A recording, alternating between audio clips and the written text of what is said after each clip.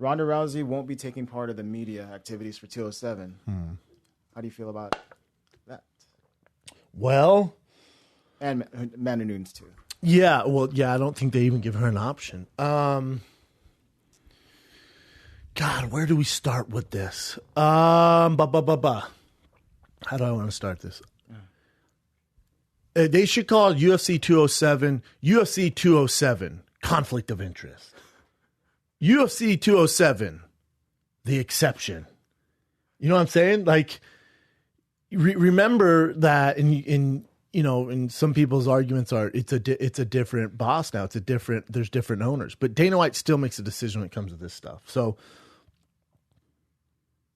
remember when Conor did all that media, did that world tour, blah, and did that huge world tour, and then Jose Aldo gets hurt, and then they have to do this, and he's like, dude, I need a rest. I'm not showing up for it.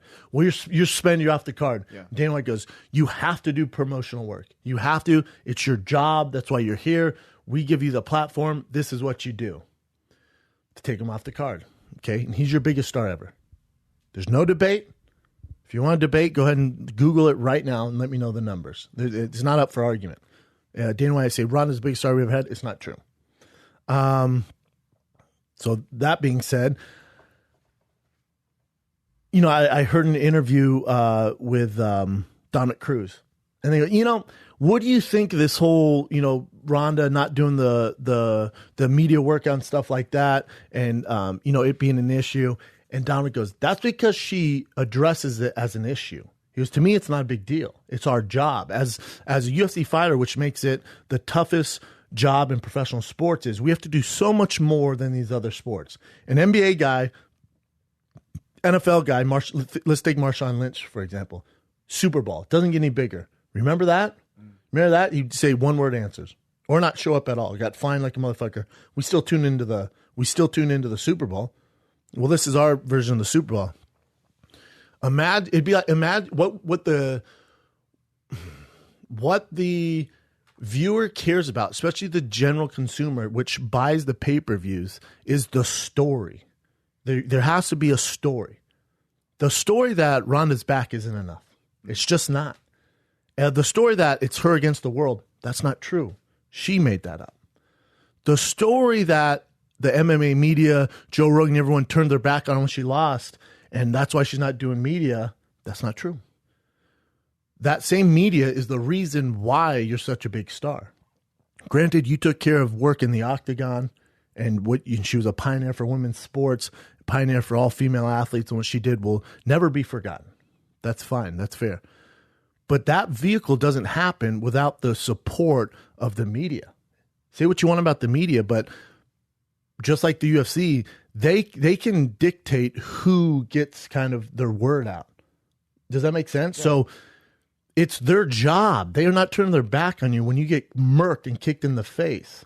It's their job to report that. It's their job to give an opinion of that. It's Joe Rogan's job to question your striking abilities, which were exposed in that fight. It's the UFC's job to show that highlight reel of you getting knocked out. The world is not against you. You are against the world. You have this chip on your shoulder. No one's saying you can't do it. Matter of fact, you've been the favorite in every fight you've ever had in the UFC. What underdog are you talking about? And I saw a quote today that I think it was one of her Olympic team members in judo goes, no one does the underdog role better than Ronda Rousey.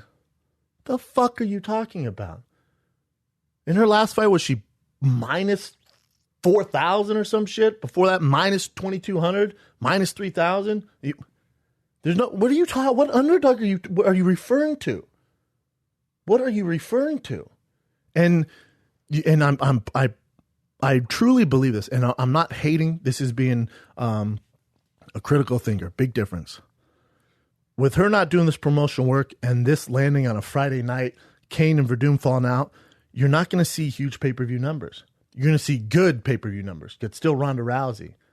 But you're going to see, you're not going to see record-breaking numbers.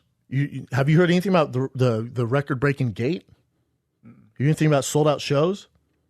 Nothing. But the casual fan has to have a story. The story has to be Ronda's making a comeback. She got embarrassed her last fight.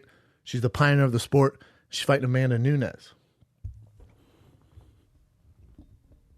The person who we should be talking about, and not just her, obviously we need to talk about Ronda, but the person we need to be talking about more is Amanda Nunes. Do you know her story, Chen? I'm just guessing poor, fought her away from... Yeah, there's such a story there. There's such a fucking story there, and it's so frustrating because... But I don't know it really, so... Yeah, there's no reason, and I'll shed some light on it from the few things I know, and even this doesn't do her justice, but you want to talk about a story? You want to talk about someone who you could get behind? And I'll get to Amanda Nunes after this, remind me of that, but sure. What scares me in this fight is, I'm going to say two things. A, I think it's Ronda's last fight. Wow. Win or lose, I think it's their last fight. I think by her not addressing the media, not having to do this, the UFC giving an exception, it shows that for the first time that we've really seen, there's a kink in her armor. Mentally, she what a real fighter does. I'm not saying she's not a real fighter. I'm saying she had this whole campaign of don't be a do nothing bitch. And remember, fight like a girl. The knock, and these are the meatheads that I don't want to see women fight. Think about how emotional they are, blah, blah, blah. Ronda loses one fight and can't face the critics. This is the fight game. You know how many guys have been hit in the fucking face, been knocked out cold, and they get up on that stand and face it? Wasn't my night, man. Wasn't my night. You know how many interviews I've done after I got knocked the fuck out? You know how many memes there are of me getting knocked out? And I do interviews, done interviews. This sport is very, very easy. And you don't find out about a person when they're winning fights. You don't. That's not adversity. Adversity is not going through a training camp where you're so much more advanced than the other women that you go in there and you murk them. That's not what this business is about. This business is about getting knocked on your ass and in her case, getting kicked in the fucking face, knocked out cold, and getting right back on the fucking saddle, facing those cameras going, all right, man, I got knocked out. Yeah, I talked all this shit. Yeah, whatever. Maybe I do have holes in my game, but I guarantee you I feel sorry for the next girl I fight. That's who you want your daughter to follow. That's who we support. That's who we get behind. Not someone who gets kicked in the face, goes silent because the entire world's against me. No, we're not. This is what you signed up for. You did not sign up for the easy ride. There is no free meal tickets in this fucking sport. That's why it's the toughest sport in the world. Because you're going to get embarrassed. I don't care who you are. Name a fighter who hasn't been embarrassed. And go. Name fucking one, Chin. Name one fighter who's never been embarrassed. Yeah. John Jones. Trust me, he's been embarrassed. When he ran that Bentley into the tree and there's hookers in the back, that's embarrassing. When he ran to that lady and had to... Remember when he tested positive? What's the first thing John did? Without ill advice from his entire team, what the fuck did he do? What? He faced the media. Crying, going, my bat. My fucking bat, man. Oh, when the last Remember that? Yes. UFC, get the day before the fight. The day before the fight, commission comes and goes, you're off, man. You tested positive. John goes, oh my God, this is terrible. Most people go into hiding. Yeah. The pressure's on him. What's he do? Faces it. That's a fighter. Yeah. I'm not saying she's not a fighter. I'm saying I'm saying I'm a little worried where her mental state is. Now, if it's vintage Ronda and she wants this fight and everything's all good and she wants to be in there, which is a little bit hard to believe after all this, she murks Amanda Nunes 9 times out of 10. If it's a fragile Ronda and she's worried about being embarrassed and she feels like she has to get to the ground and she's lunging in and taking those horrible shots like Holly, she's going to get knocked out, but with a huge right hand. So that's a huge X factor in that fight, and we'll do our picks after this. But if you're a Ronda Rousey fan, it's tough, man. You can't take your ball and go home. There's no going home. I think, you know, she had a quote where she goes, I think she said it to Conor McGregor, if you're fighting for money, fuck you. Okay. Well, if you're making movies, not taking fights, and sitting out for 411 days, fuck you. Conor's fighting and promoting the sport and taking it to another level that no one's ever taken it to. They should call this UFC conflict of interest. UFC, fuck.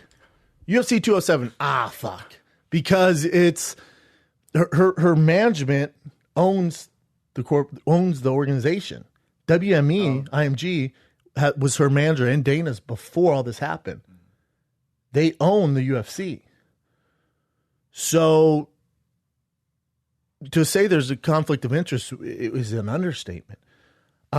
Name another fighter that could possibly not do press for one of the biggest UFC cards of the year. And it's going to hurt him.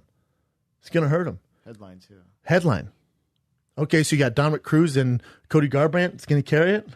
Amazing fight. Better fight than this. That doesn't sell pay-per-views. TJ versus Homeboy Lineker. That ain't selling it. So, it falls on them. And the conflict of interest is even the fucking UFC brass, Dana White, Ari Emanuel, these guys went, man, in order to get Ronda back to fighting, she's not going to promote the fight. She's not going to do any interviews. We have to make this exception. What the fuck? Dana's going, I guess we'll do that. I ain't Conor, though, because he would do a press tour in New York, but not Vegas. I yanked him from the card, and they're going, this is the only way she's going to fight. It's insane, man. It's insane. But I think it points to this. We're seeing the last kind of hurrah from Ronda. That makes sense.